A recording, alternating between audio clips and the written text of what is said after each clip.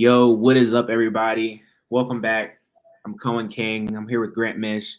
We're your hosts and we're your Kings of Mischief. Back with episode 5. Grant, how you doing, man? Yes, sir. I'm ready for another episode, dude. Got one of the most incredible guests we'll have. His personality is off the charts. Just finished up spring ball. It's a good time. It's a good time. And while we're talking, let me just shout out our Instagram real quick again at Kings of Mischief Pod.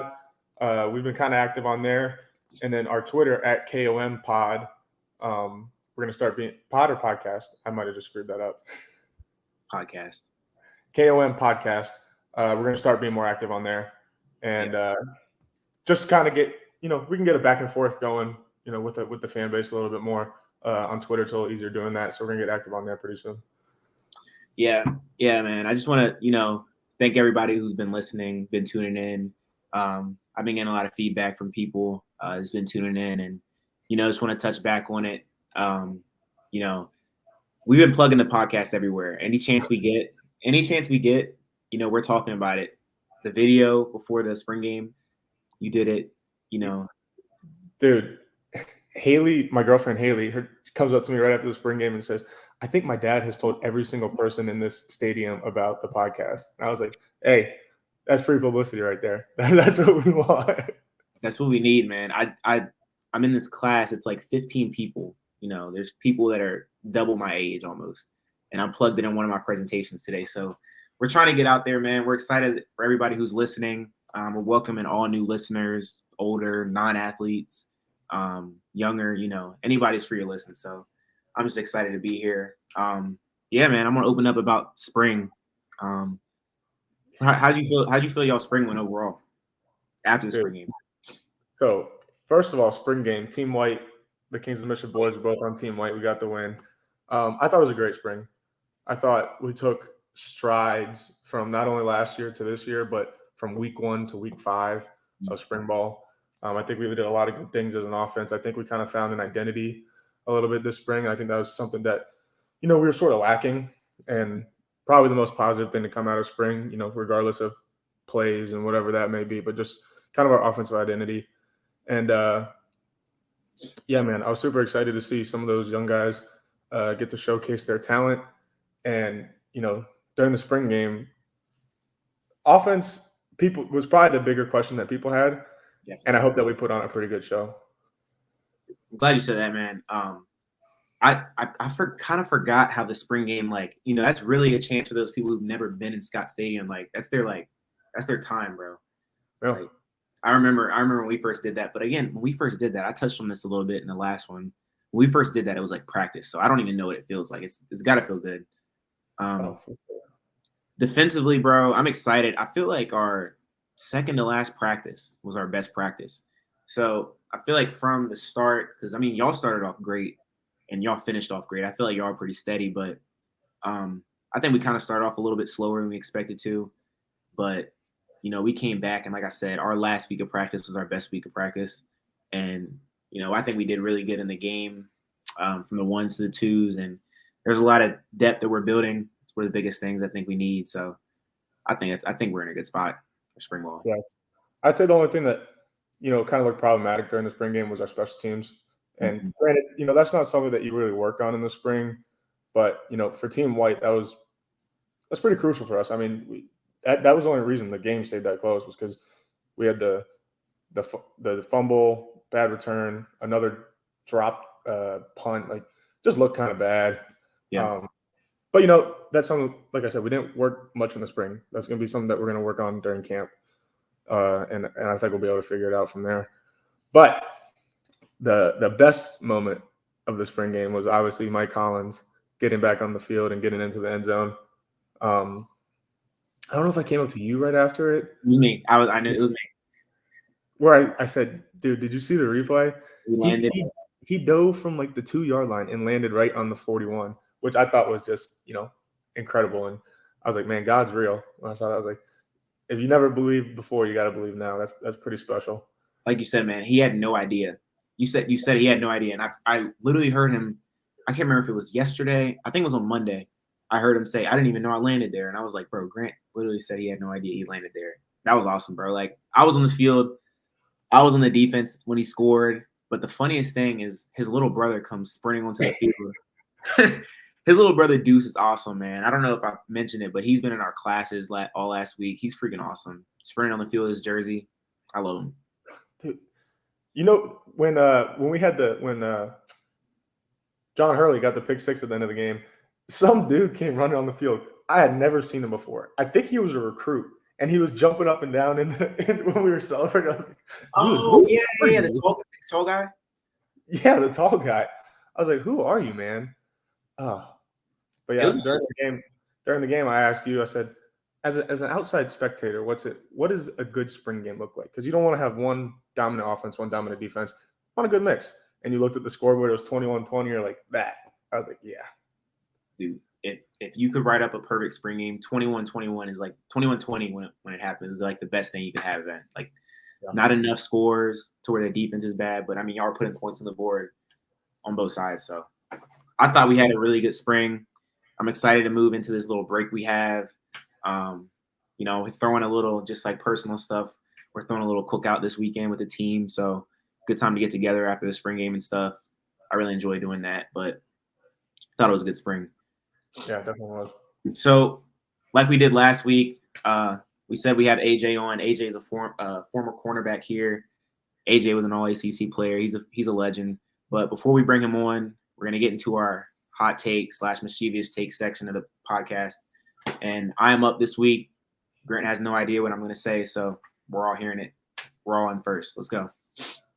So, again, we're not doing like controversial. It's not all that, but it will be. Trust me, I'm gonna get controversial here soon. My hot / mischievous take of the week is that a coach can seriously affect and make or break your sporting experience, negatively or positively. I just was seeing something in one of my classes, my Tuesday, Thursday class, where you were talking about like parent coaches or coach that act like your parents or they're like too involved in your life. And I really thought about it. I'm like, there's been some coaches who I've seen like destroy the game for some players, like completely destroy it. They have like a hate for the game now. Or on the contrary, I've seen some players just get uplifted and, taken into a whole new level just strictly off of their coach and their relationship. Yeah. I'm going to play a little bit of devil's advocate here. Let's go, man. Because I agree with you that like it can really shape like how you feel about the game and how you feel about your team and your time there. But I also feel like it kind of like flows a little bit. It's not necessarily the same thing the whole time. Like from when we were first years, there's certainly coaches I felt different about my first year than I did my fourth year, or none of them are really here anymore now. But I would still, feel differently now as a fifth year because you kind of build a relationship. So if it's bad, it can become good. But I also agree with you that if it's good, it kind of impacts you in that way, but it can also turn bad. Yeah. Like, I mean, I'm making this applicable to all across the board. Same with like a teacher relating to a subject. Some people know, just for our non-athlete listeners, like some people know, like if you have a terrible math teacher one year, like absolutely terrible, you can just tell they don't like you, they're picking on you, stuff like it might make you hate that subject for the rest of your life. And I know a lot of people are like, yeah, I don't like it because of this person. And just relating to sports, like I think like a positive coach, like the relationship that you have with your coach, I mean, you're with them more than you're with anybody else, probably, I mean, other than your friends. But like as a male or female figure in your life, like older figure, you're with them the majority of your day. And they have a huge impact on you. I don't think they realize. No, I mean, definitely. And that's why, guys will go back and like, you hear them at their draft and they'll think their high school coach or something like, man, you're still talking about your high school. Yeah, because, they really shape people. Yeah. You're around them so much and you're doing something that's usually pretty uncomfortable. A workout is not comfortable. That's uncomfortable. Or you go through something and you got to talk with your coach or whatever it may be. So, yeah, I definitely think the way that they handle it can really shape not only your experience then, but kind of who you become. Who you are. Yeah. Yeah. Yeah, dude. I'm not even gonna say the person's name, but I remember a few years ago, like something really like close happened to a guy on our team, and the first person he told was Coach Blackjack. Coach Potts is his real name, but he told Coach Blackjack, like, if you ever met him, he's like he is probably the most down to earth coach I've ever met in my entire life. He spent years in the military, and guys like that, they just carry themselves a little bit different. They don't have to do all the talking and telling you who they are. And one of our players felt so comfortable and attached to him that he came with some like really personal like news about what was happening in his life. He originally like after the fact he told me that he went to him, but I mean that's how it shapes it. Yeah, definitely. Coaches play a huge impact on our lives, for better or for worse. Right. Exactly. So yeah, that's our hot take section. We're gonna move in. We're gonna bring in AJ. We're gonna get this thing started. All right, so we are back with Anthony Johnson Jr., otherwise known as Shram, for the people that are on YouTube watching. Anthony, man. Anthony, why did I say Anthony? AJ, how are you doing, bro? What am I doing? Man, I'm doing good. I just actually got back from dropping buckets at the AFC. That's why I got this handband on. Yeah, man, I'm doing good. I'm happy to be on the show, man. I heard about the podcast through a few guys on the team, and I was excited. I wanted to get on here, so happy to be here. All right, man. You got to explain Shram to everybody. What does Shram mean? Man, Shram is crazy. I got that nickname in high school. My junior year in high school, we're playing a team up in Coral Gables, Florida. My uncle was probably a little bit under the influence at the game, and I was guarding this receiver that had like a whole bunch of offers. I think he was committed to like Ohio State, and I had an interception, a couple PBUs, like he didn't catch a pass. And at the end of the game, my uncle was like, "Man, nephew, you just shramped that dude," and I'm like, "What?" It's like, "Bro, you just shramped him," and I'm like, "What do you mean?" He's like, "I don't know, Shram City." It just took off. It just took off from there. I even got it tattooed on me, man. Shram City, man. Like it really became something. So that's the story behind it. Bro, let me just explain to y'all, man. AJ just said he just got back from playing basketball at the AFC.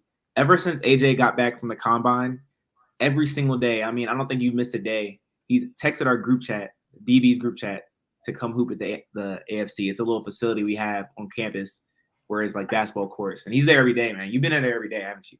Yeah, man. I've been there not every day, but almost. I mean, it's good cardio. It's just a good way to just get out, get your heart pumping, and live out my false hoop dreams. Speaking of that, or is this just a fun thing? No, it's a fun thing. Like I'm actually straight. I'm not OD. Today I was getting crazy buckets. I normally go with Dave, KT. We go out, we compete. There's some other guys that pull up, Will. Things like that. But I mean, it's a fun time. I love the trash talk. Anything I can do, and I'm going to trash talk at the fullest. So, bro, I mentioned the combine. You got to explain, man. Like, I never talked to you about it fully. Like, how was that? How was that experience? Yeah, man, the combine was awesome. I mean, it was very tiresome. I mean, something that is a very high pressure situation, and it's designed that way. You're getting crappy food, you're getting limited hours of sleep, you're up early, you're going to sleep late, you're interviewing with teams, you're getting measured, you're getting medicals on, I mean, literally everything across your body. I mean, from CAT scans to X-rays to MRIs. And fortunately for me, I didn't have many injuries going through college, actually, any no surgeries, no broken bones. So I didn't have much medical, which was like the meat and potatoes for a lot of guys. A lot of guys spent a lot of time doing medical things. So for me, I was in my room, just trying to rest as much as I could because I didn't have much medical. But it was just an unreal experience. I mean, it's really cool to just see all the people that that you see on TV, that that you see on ESPN, or like the Bryce Youngs, the CJ Strouds, and how they're really cool, down to earth people, and they're they're just like you. But it was a great time, a great experience. I was very happy to be there. What's your plan for the draft? So I'll leave out of here next week. I'll go back home. I'll have a party on the 29th, which is a Saturday, which is day 3 of the draft. Anything can happen. Could get called on day 2. You never know. But I plan to have a party on day 3. Just not even a draft party, but just celebrating me graduating, getting my master's. COVID hit, unfortunately, when I was at Louisville, so I didn't get to walk for my bachelor's. So just kind of a celebration, just transitioning, from college to like the real life, the real world right now. So that's kind of the plan. That's just gonna be a family thing, or you got some friends coming in too? Yeah, I got some friends coming in. Like, shoot, if you guys wanted to come, it's open. I mean, to all my guys, But it'll majority be family. I don't have too many friends back home, but like all my college guys, I mean, it's open and welcome. Yeah. Bro, Cohen, you're you gotta get sorry. yeah. I was say, Cohen, you gotta get a little detour on your way down to Mexico. Stop down man. in Florida on the way. 100%, man. We're right there. Bro, so speaking of Florida, man, your music taste. I had to bring it up. I had to expose you, bro. AJ, bro, let me just explain to the people that are listening. AJ's music taste consists of strictly rappers or artists that are from the state of Florida. I mean, bro, I'm big on my Florida. I mean, like I'm big on supporting, the guys that are from where I'm from. Kodak Black, one of the top rappers out. Low Shimmy, up and coming. I mean, like we got a lot of talent down there, and guys don't understand how much talent there is down in South Florida. I mean, Atlanta's kind of crushing the game, but we're up on the rise, man. We're up on the rise. Oh, dude. Well, so I'll go the other route with you being from Florida. We talked about fishing last week because I know you're a big fisherman. Love it. How much different is it truly fishing down in Florida? I mean, it's just an abundance. Like the difference is like you don't have to drive to a certain destination in Florida to fish. Like I live on a lake, I can walk out my backyard, throw out and catch a 10-pound bass. Like it's literally abundant. It's so much like it's just like it's like a fisherman's dream. And like everywhere you go, there's canals, there's lakes, there's ponds. I mean, it's just everywhere. There's golf courses. So it's an abundance of fishing. You don't have to go to a certain destination. You don't have to like go to a lake or a reservoir, hour, 30 minutes away. It's just very convenient. And I grew up doing it with my family. That's probably my first love, honestly, fishing. Many people don't know that. Like if it wasn't football, I'd be a Bassmaster Classic somewhere. Like I love it. It's fun. It's relaxing. Like they say, a bad day of fishing is better than a good day at the office. So fishing, Man, awesome. man, we gotta go fishing. Yeah. I've been trying to get Cohen all freaking spring. It's not happening. Maybe you can convince him to come. No, it's awesome, Coen. I mean, like, bro, it's like catching a fish and it's like an adrenaline rush. It's like it's like I can't even explain it to you, bro. It's like unreal. It's like the best thing ever. No matter how big, how small, it's just unreal. AJ, I'm from the country, man. I go fishing all the time. Okay. So look, so being in Virginia, I know it's probably not a lot down in Florida. Like, so have you ever went hunting?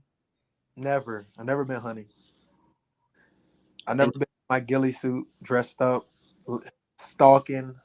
I mean, it seems fun. I don't think I have the patience for it. yeah, it's a little different.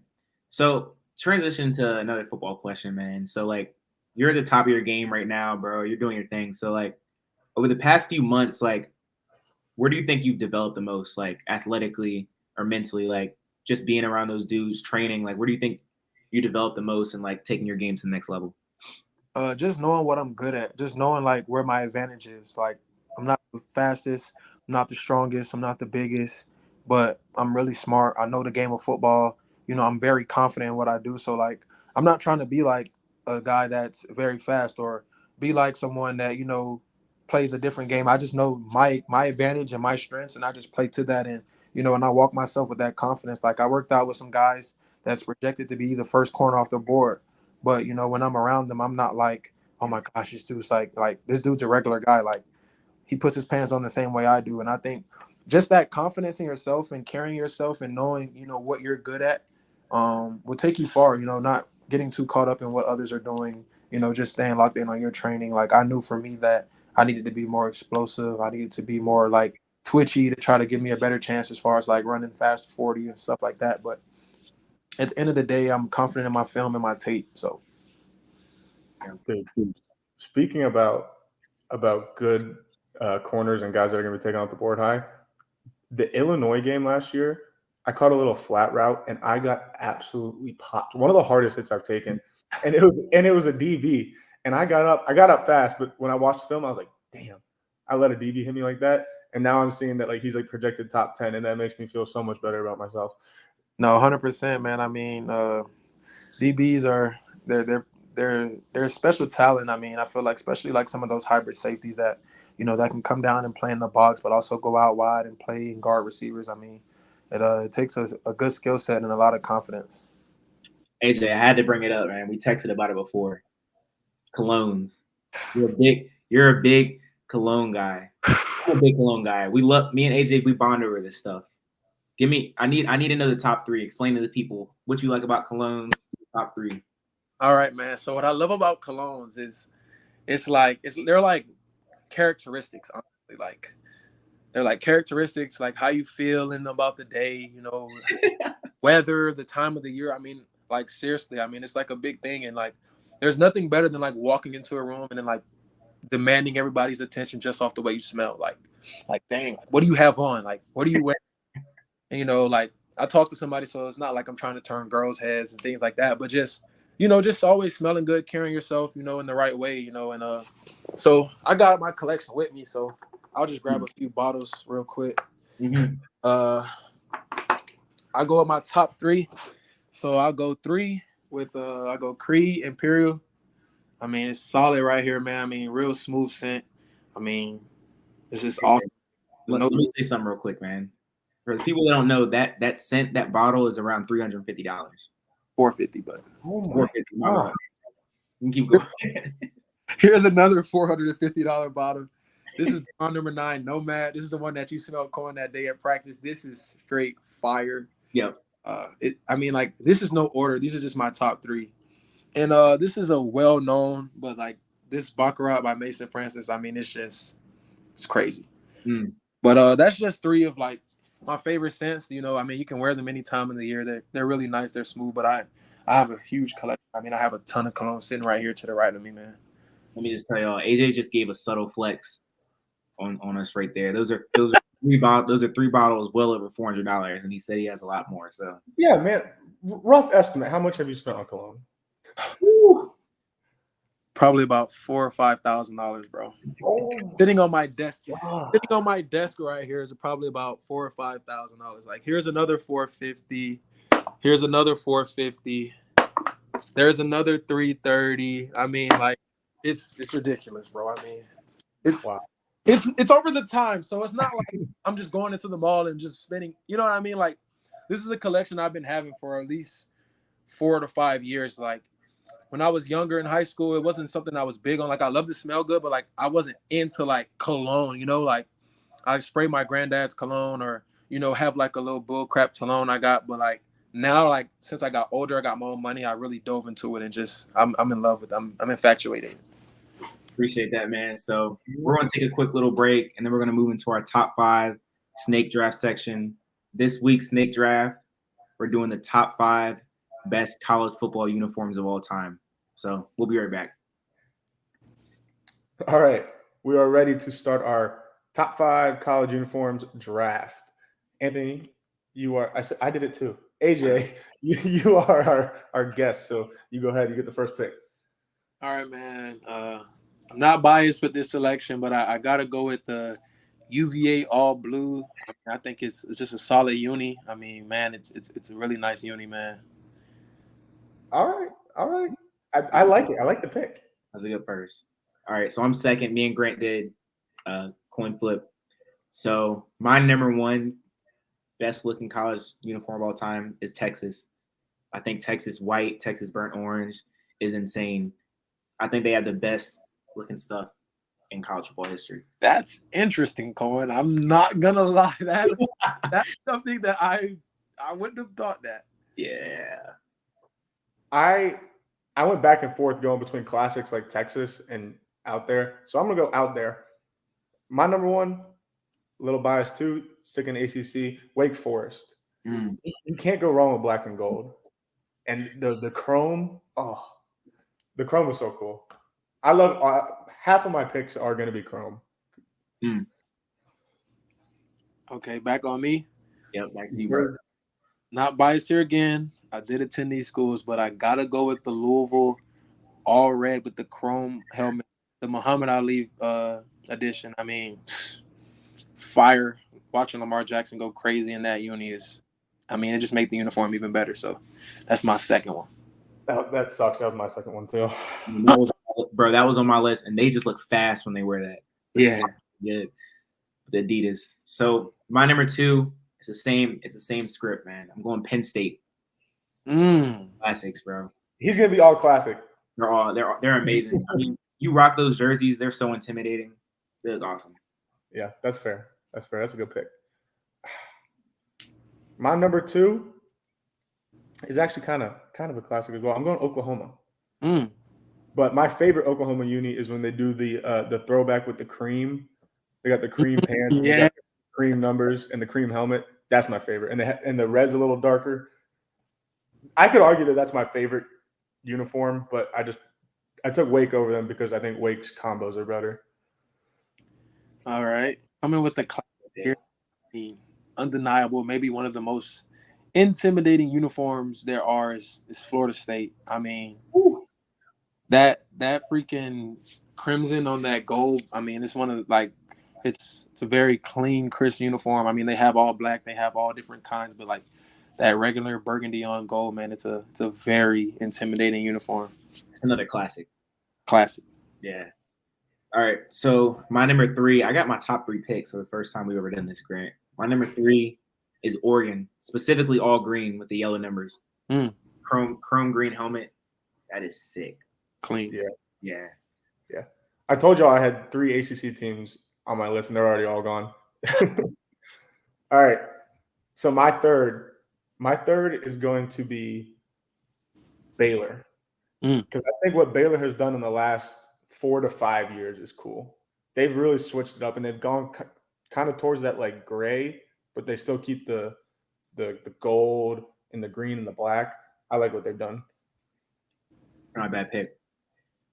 All right, guys. You guys may not agree with this pick, but I think Tulane has a sick green uniform. It is sick. That green wave uniform they have, the green on green, I think is a really tight uni. I just don't like that.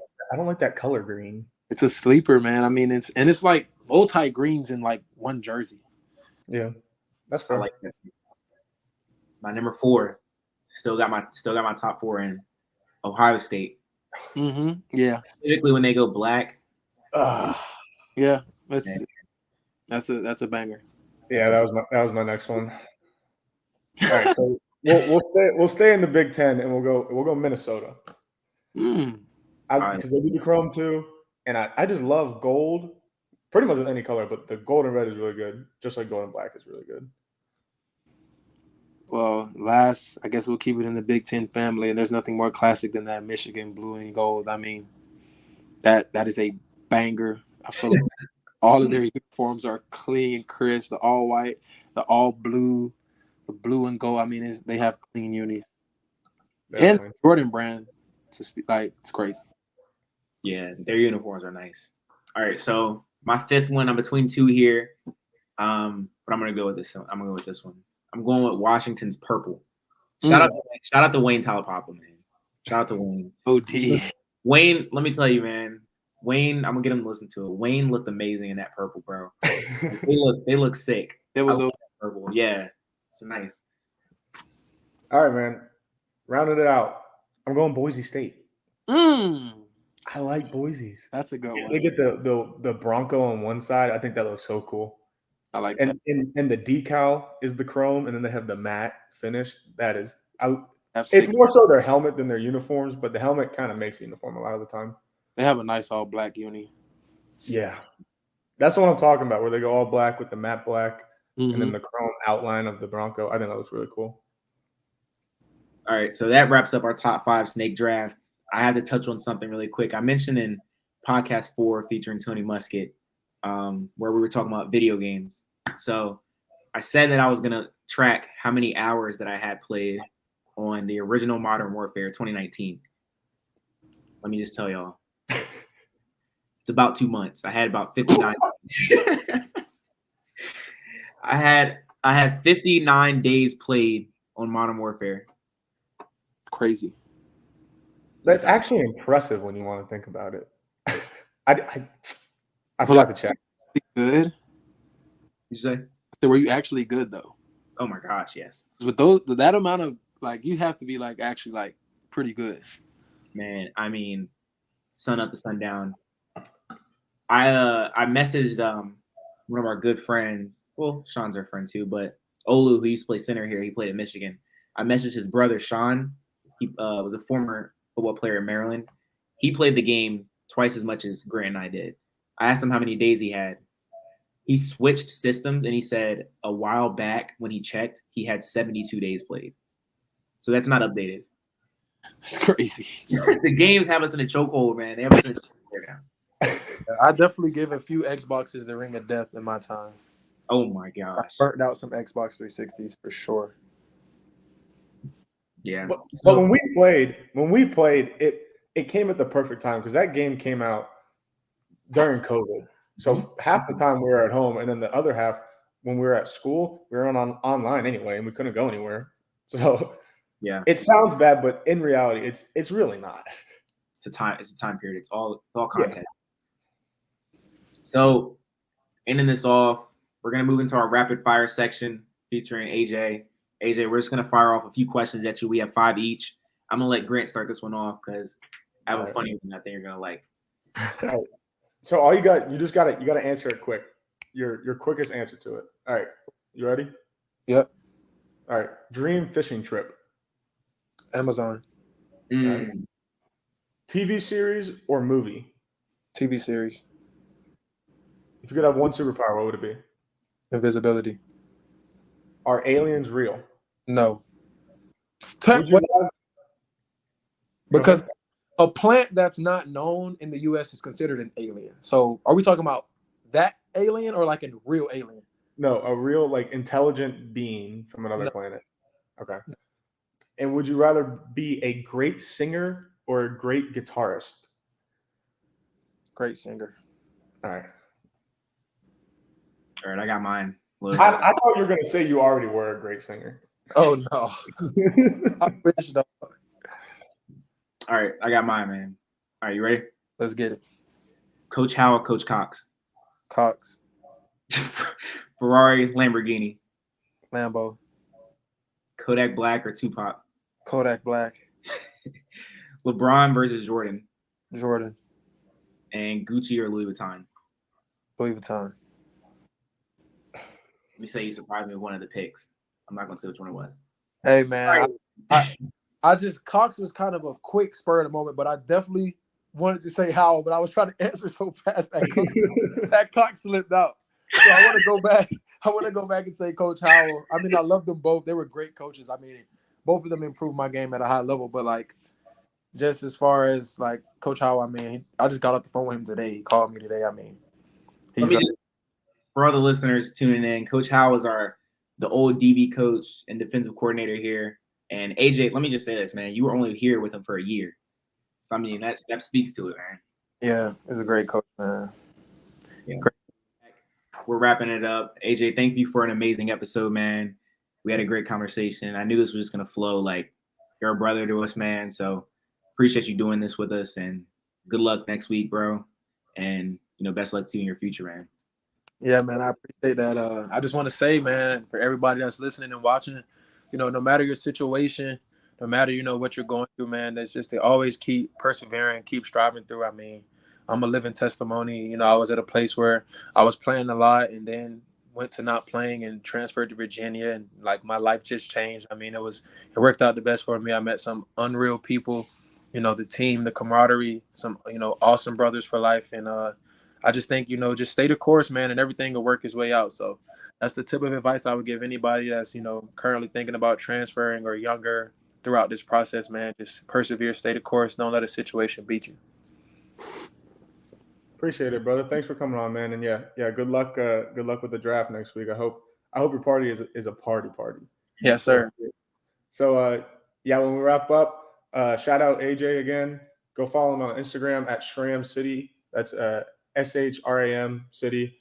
And then go follow the Kings of Mischief Instagram, Kings of Mischief Pod. And like I said earlier, we're going to be getting more active on Twitter at KOM Podcast. Go follow us on all the socials. We're going to be trying to do a little more interaction with the fan base and get that going pretty soon. So, thank you everybody for tuning in. Thank you fellas for coming on again. Yes, sir. See y'all.